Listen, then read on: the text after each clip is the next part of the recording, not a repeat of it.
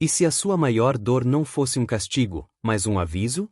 E se aquilo que te paralisou não tivesse vindo para te destruir, mas para te alinhar com aquilo que você prometeu antes de nascer? 7 meses numa cadeira de rodas. 7 meses sem andar. 7 meses vendo a vida passar enquanto o corpo dizia não.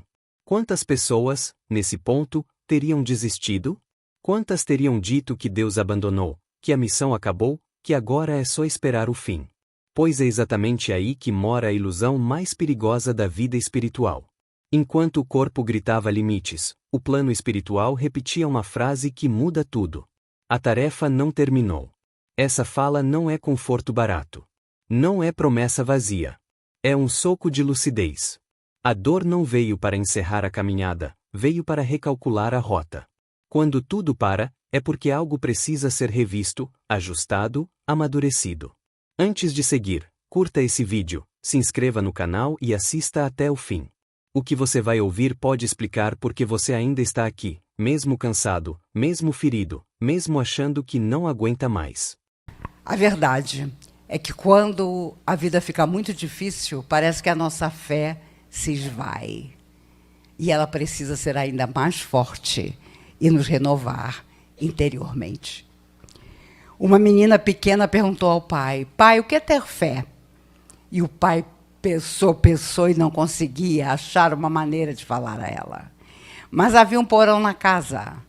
Ele desceu o porão, chamou a menina e falou: minha filha, você me vê? Não, pai, está tudo escuro. Mas você ouve a minha voz? Ouço. Então se jogue, que eu seguro você aqui. E a menina se jogou, e o pai a segurou, acendeu a luz e disse: vê, isso é ter fé. É chegar à beira de um abismo escuro, se jogar, mas saber que Deus te segura. E assim ele conseguiu dizer à filha o que era ter fé. Meus amigos, há tantos espíritos hoje presentes a esse salão. Há tantas almas desencarnadas, tão jovens, que nos trazem a cada um pequeno buquê de flores coloridas. Quem sabe não sejam, acredito que sim, os espíritos que mais tarde estarão conosco, vindo para nos substituir na tarefa que para nós, na Terra, estará terminada. Vocês me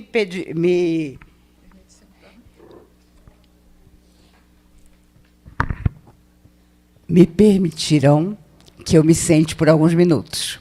Ano passado eu tive um problema sério de saúde, fiquei 7 meses numa cadeira de roda e o meu sonho era voltar a falar. E nas horas mais difíceis os espíritos diziam: a tarefa não terminou. E aí você recomeça novamente, que é aquilo que todos nós, em qualquer idade, temos que fazer. Havia um homem muito complicado em Uberaba. Ele morava sozinho, não falava com ninguém. Todo sábado, o Chico levava uma cesta de mantimentos para ele. Colocava a cesta na porta, tocava a campainha. Meu amigo, é Chico Xavier. Está aqui a sua comida da semana. E ia embora. O homem nunca abriu a porta para dizer um muito obrigado. Ignorava completamente a presença do Chico, mas ficava com a comida. Um dia, de manhã cedo, o Chico, varrendo o centro, alguém vem correndo dizer: Chico, você nem sabe, aquele homem horroroso, que ninguém gosta na cidade, morreu de madrugada. E o Chico, com toda a tranquilidade, disse: eu sei. Você já sabe, Chico? Já, Emmanuel me contou. Emmanuel te contou que o homem morreu? Contou. Mas como? Ah, Emmanuel disse que já que nenhum de nós gostava dele, o próprio Jesus veio buscá-lo. E a gente vai acreditar que não foi verdade? Com certeza foi verdade. Na hora da dor, nós queremos de Bezerra de Menezes para cima. Mas na hora em que podemos refazer nosso destino, colocamos várias condições, e muitas delas impossíveis. porque é a nossa falta de fé que as provoca. Quantas vezes adoecemos fisicamente e um dia a medicina vai descobrir isso, que a nossa mente e o nosso coração são tudo. Se nos imaginamos necessitados, permanecemos necessitados. Se nos imaginamos produtores de uma vida positiva para o outro, nos tornamos aqueles que os espíritos amigos vão utilizar 24 horas por dia, porque a atual necessidade do mundo é essa. É que todos nós sejamos utilizados energeticamente o dia todo. Por isso os espíritos nos aconselham. Acordamos, sentamos na nossa cama, vamos abrir os olhos para o mundo espiritual, dizendo, por exemplo, que as forças do bem que protegem o universo me ajudem hoje, que eu possa ser útil a mim mesmo, auxiliando quem se aproximar, superando todas as dificuldades, porque é exatamente isso que Jesus preceituava: a cada um segundo suas obras. Todos os dias devíamos lembrar dessa frase. A cada um segundo suas obras. A pessoa não faz nada. Aí ela tem uma necessidade espiritual tremenda. Ela quer receber, como se fosse um milagre. Mas é como ir a um banco onde você nunca teve conta e pedir um empréstimo. Não tem nada depositado ali para te ajudar. Então, como é que você vai pedir se você não tem? É assim o livre-arbítrio, a lei de causa e efeito, tudo aquilo que os livros maravilhosos nos trazem. Eu sou tão antiga na doutrina espírita que conheci gente que dizia com orgulho: eu nunca li o livro dos médiuns, e dirigia um grupo de trabalho. Aí você vê como a ignorância já campeou dentro da doutrina espírita. Como as pessoas se ufanavam em não ler, em não estudar e em trabalhar. Mas eram barcos à matroca, porque os espíritos tinham que fazer tudo e até isolar a pessoa face às dificuldades que elas apresentavam. E é impressionante como hoje você não encontra ninguém que não creia na imortalidade da alma. Todo mundo acredita. Há quem finja, mas todo mundo acredita. Eu tive um vizinho que me encontrava no elevador. Eu tinha uma cachorra na época, a Jade. Ela morreu há 18 anos. Ela era preta e completamente racista. Então, eu conversava muito com ela. Eu dizia: Jade, minha filha, olha para você mesma. Essa centelhinha que você tem aí, você não quer que vire gente? Olha como é absurdo. Você é preta. Mas, olha, uma pessoa negra passava lá no fundo, ela já ficava alterada. Mas vocês acreditam que o veterinário contou que, na época dos Luizes, na França, eles colocavam os poodles, ela era poodle, no braço, e ensinavam os cachorros poodle a avançar nos escravos núbios que tinham a cor escura. E isso virou um atavismo da raça. Olha que coisa impressionante.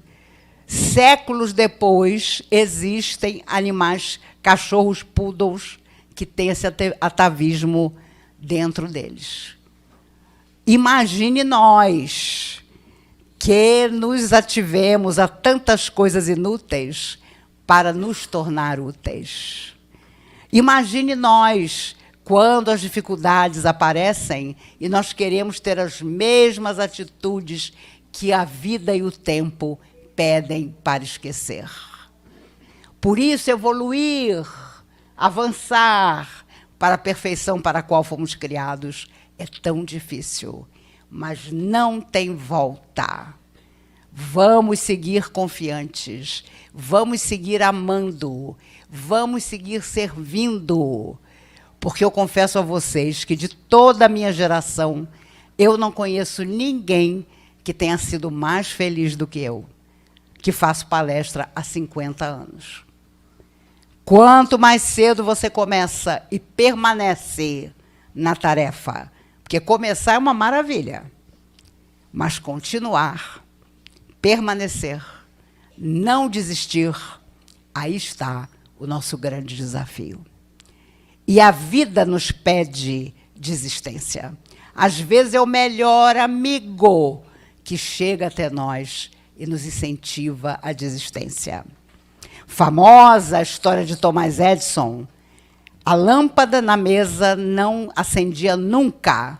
E o seu melhor amigo lhe disse: desista agora desse invento, porque eu já tenho anotado aqui no caderno 700 experiências que você fez com essa lâmpada que não deram certo. Era madrugada, Thomas Edison estava exausto, mas com suas últimas forças disse ao amigo: agora é que eu não vou desistir, porque você já tem aí anotado as 700 coisas que não deram certo. E 2 noites depois, a lâmpada se acendeu e mudou o mundo. Já imaginaram se ele tivesse desistido? Será que outra pessoa tentaria? E, às vezes, é a pessoa mais chegada a nós que nos incentiva à desistência. Poxa, como é que fulano falou de desistir para mim? Eu que tenho tanto apreço por ele, que confio tanto na opinião dele. Mas, às vezes, é através da pessoa mais chegada que a chamada sombra, que amanhã será luz, nos incentiva a parar. Não paremos, não importa o que aconteça, porque os missionários do mundo tiveram toda oportunidade para desistir. Uma semana antes de morrer, Madre Teresa de Calcutá foi entrevistada na porta de casa por um jornalista americano. E ele, para espicaçá-la, perguntou: Madre, qual é a sua religião? Imagine, para Madre Teresa uma pergunta dessa é um absurdo. Ela, sorridente, disse: o amor, meu filho, o amor é a minha religião. Ah, é? O amor é a sua religião? E qual é o Deus da sua religião? E ela respondeu: o outro, meu filho. O outro é o Deus da minha religião. E uma semana depois ela morreu, porque ela não tinha mais nada para aprender aqui na Terra. Quando isso acontecer conosco, chegará também a nossa hora de partir. E não olhemos para trás, porque geralmente nós achamos que nós somos assim imprescindíveis, que ninguém vai conseguir fazer nada com a nossa ausência. Mas não é bem assim. Há muitos anos atrás, existia um pioneiro da doutrina espírita chamado Lameira de Andrade. Ele morreu e veio buscar, anos depois, um amigo dele. Esse amigo era um grande empresário, teve um infarto fulminante, morreu. Mas esse amigo dizia: Lameira, eu não posso morrer, porque toda a minha família depende de mim. Os filhos, os netos, ninguém faz nada se eu não fizer antes. Quando ele acordou no mundo espiritual, ele estava há 2 meses desencarnado. E deu de cara com Lameira de Andrade. Sabia que Lameira tinha morrido. Lameira, eu também morri? E Lameira disse: morreu, meu filho. Ah, Lameira, há quanto tempo? 2 meses. 2 meses, meu Deus, a minha família se esfacelou, Lameira. Meu filho, eu tenho uma notícia para você. 3 dias depois do seu enterro, todo mundo se resolveu. Já que você não estava mais lá, cada um escolheu o caminho que vinha adiando por causa da sua interferência. E ele, então, teve a primeira desilusão, porque ele percebeu que ele se fazia, ele pensava que era imprescindível, que a família entraria num buraco com a ausência dele. Mas justamente a ausência dele fez com que cada um tomasse uma nova atitude. Sejamos novos a cada dia. Façamos tudo que for possível, apesar das dificuldades, para mudar o nosso destino, mudar a vida em torno de nós, fazer com que tudo o que nós viemos adiando em vidas que já se passaram, dessa vez aconteça. O mundo ainda precisa tanto de renovação, porque a minha geração está nos cargos de poder no mundo inteiro e só fazendo loucura, sem pensar no outro, sem olhar para si mesmo, porque quem olha para si mesmo tem medo do dia de amanhã. Mas essas pessoas que detêm o poder parecem não ter medo de nada. E não têm ideia de que um dia prestarão contas de tudo que fizeram ou deixaram de fazer. Hoje que a saúde, a juventude, enfim, tudo que nos beneficia ainda está conosco, não pensamos sobre isso. Mas um dia vai chegar em que a chamada morte física vai aparecer, nós seremos convidados ao retorno e alguém nos perguntará: você fez tudo o que tinha prometido? Foi feliz? Porque tem gente que faz tudo, mas é uma infelicidade que minha Nossa Senhora. Ah, meu Deus, eu vivo sofrendo. A minha vida é ajudar os outros, mas como eu sou sacrificado. E a outra coisa pior é você trabalhar na casa espírita deixando seu coração do lado de fora. É como se você fosse um funcionário público. Você está ali no dia, na hora em que você prometeu estar e só. Nunca façamos isso.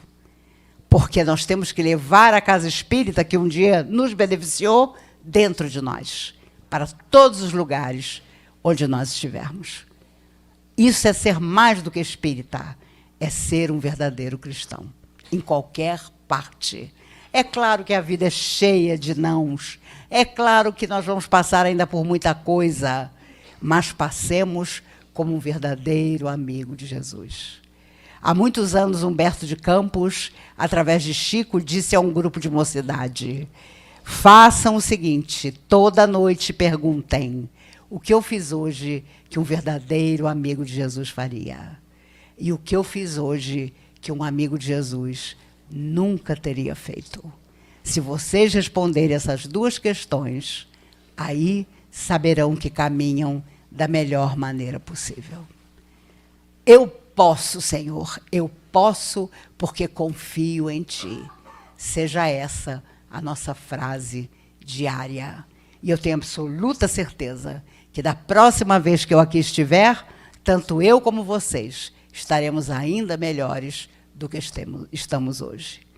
Porque essa onda de luz que vem para a Terra, para esses novos tempos que ainda não chegaram, vai demorar, porque vai depender de cada um de nós no mundo. E tem gente que nem acordou ainda para essa necessidade de iluminar-se. Mas acredito que haverá o dia de cada um. Como um dia chegou a angústia, a tristeza, a necessidade para nós, que nos trouxe a casa espírita que nos abençoa. Levemos a casa espírita dentro do nosso coração para toda parte. E nós estaremos fazendo muito mais do que provavelmente jamais fizemos. Essa é a nossa vida decisiva, em que ou optamos pelo bem de verdade ou desistimos, e não podemos desistir. A maior mentira que você pode contar para si mesmo é acreditar que a sua utilidade acabou porque o corpo falhou. A missão não mora nas pernas, mora na consciência. Não está na força física, está na fidelidade ao que foi prometido. Ela ficou 7 meses numa cadeira de rodas, mas não foi abandonada. Foi sustentada. Quando tudo parecia silêncio, a espiritualidade foi clara. Ainda não terminou. E se não terminou para ela, talvez também não tenha terminado para você. Quantas vezes você quis parar? Quantas vezes usou a dor como justificativa para desistir? A vida não te pede perfeição. Ela te pede permanência. Continuar mesmo quando dói. Servir mesmo quando cansa. Amar mesmo quando não recebe de volta. A dor pode te parar por um tempo, mas não tem autoridade para te definir. Se você ainda respira, ainda sente, ainda se emociona, é porque há algo que só você pode fazer. Comente aqui embaixo, em que momento da vida você pensou em desistir? Compartilhe esse vídeo com alguém que esteja se sentindo inútil, esquecido ou sem propósito. Talvez essa mensagem seja exatamente o empurrão espiritual que faltava.